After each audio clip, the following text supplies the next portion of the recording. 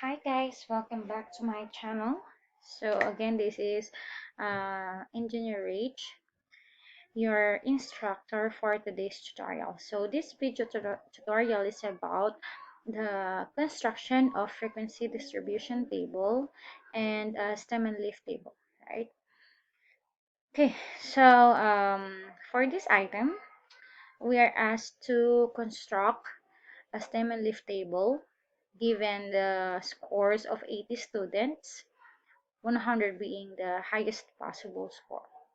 Okay, so for our frequency distribution table, it should have the class interval, the class boundary, class mark, frequency, cumulative frequency, and frequency times class mark. Okay, so first I copied the data in Excel, okay, and then sorted it from lowest to highest, as you can see on this left pane. Okay, and then I computed the class width. Okay, so class width is like let's say we are dividing these 80 scores in a number of groups. Okay, so class width is like the members of a number of members of each group. Okay, let's say group our computed value for class width is 11.88. Okay, so we're going to round it up. Okay, so it's gonna be equivalent to 12. Okay, so 12 means in every group there are 12 students or 12 members in a group. It's just like that. Okay, so how do we compute for the class width? So here is our formula. Class width is equivalent to range over 1 plus 3.322 logarithm of n, wherein n is the number of data we have. Okay, in this case we have 80, so n is equivalent to 80. Okay, so here is our formula. It gives us a value of 11.88. Okay, so we're going to round it up. We have 12. So since our lowest value is 12, so we could start our class interval from 12. Okay, so 12 is the starting number for the first group. Okay, therefore our starting number for the second group, that's 12 plus 12 equals to 24. Okay, so in that way, if I'm going to do that way, it would be easier for me to identify what is the highest value for this first group, which is equivalent to 23. Okay, oops, to 23. Okay, so how that became 12. Okay, so when we count the number of members or data in a group, we're going to count 12 as as our first data. Okay, so we have number 12 as our first data. Okay, 23. Okay, I'll just show you why it's 23. Okay, so if you're going to take a look at the count here, it says 12. There are 12 data. Okay, that's why it should be from 12 to 23 only. Okay, so next, if we're going to do that, it will be easier for us. 24 plus 12 gives us 36. Okay, and then plus 12 we have 48, plus 12 equals 60, then 72. 72 plus 12, that's 84. Okay, plus 12 is 96. There. So those are the smallest or the lowest value we have for our group. Okay, since this is 36, therefore our maximum value here would be 35. Okay, here is 47. Next we have 59, and then 71, 83 and a 95. Okay, so here 96 plus 12 would be 108. So it should be 107.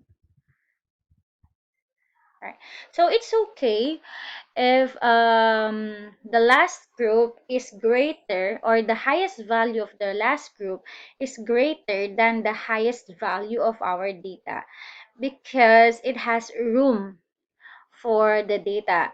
Unlike if we're going to have 84 to 95 as our last group, therefore, where are we going to put the data 99, these two data? So where are we going to put them? Okay, so we should have this last group, so that 99 will belong here. Okay, so for our class boundaries, okay, you just have to subtract 0.5 from the lowest value of that group, and then for the higher boundary, we're going to add 0.5 from the highest value. Okay, so our class boundaries would be from 11.5 to 23.5. Okay, next we have 23.5 to 35.5 to 47.5 to 59.5, right? So on and so forth. Okay, so for the class mark, what we are going to do is to get the mean of these values. Okay, so the mean of that value would be 12 plus 13 plus 14. Okay, so here we're going to get the summation. Okay, the summation would be summation of this one. Okay, so the summation will be equivalent to 210. But how many data do we have? 12. So for the class mark, we have 210 divided by 12. So that's 17.5. So that's our class mark.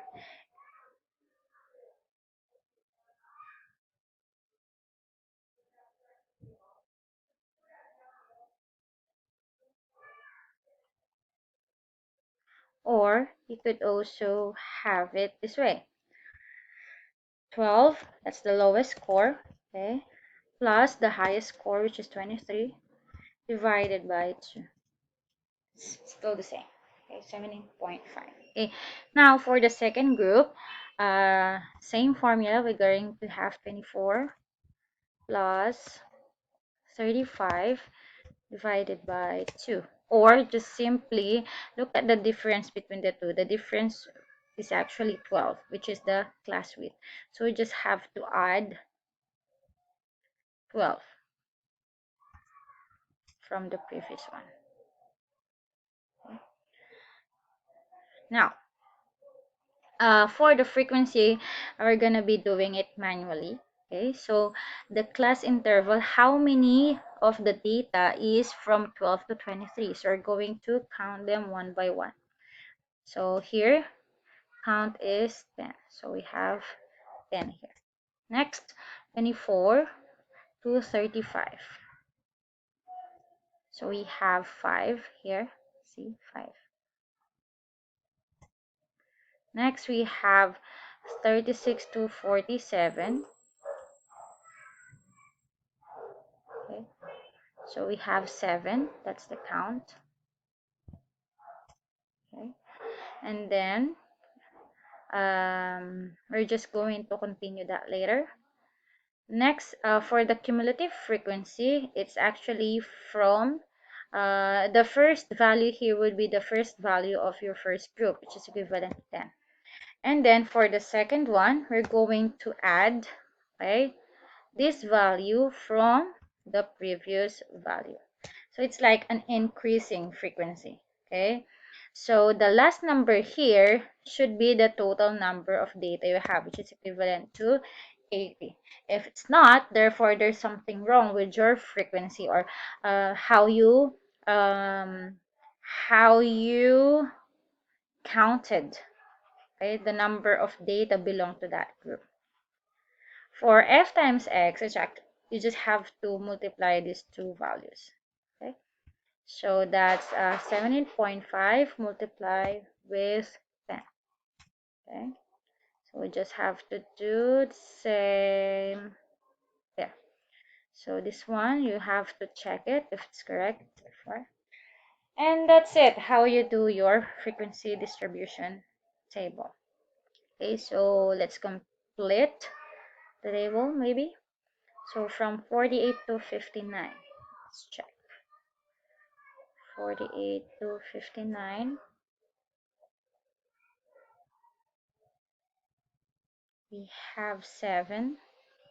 Let's type here 7.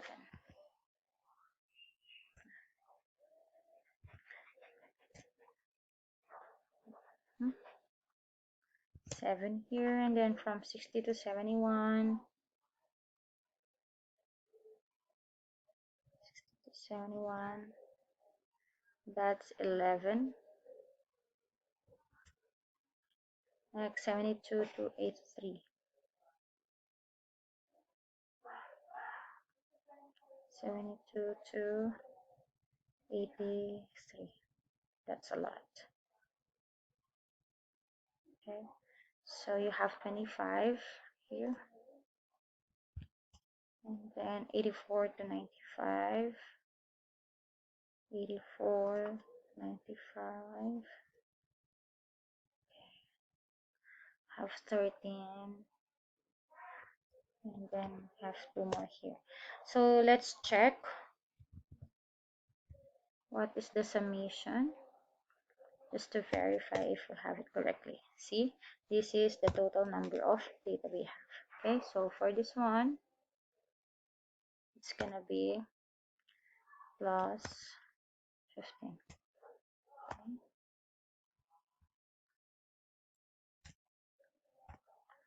11 plus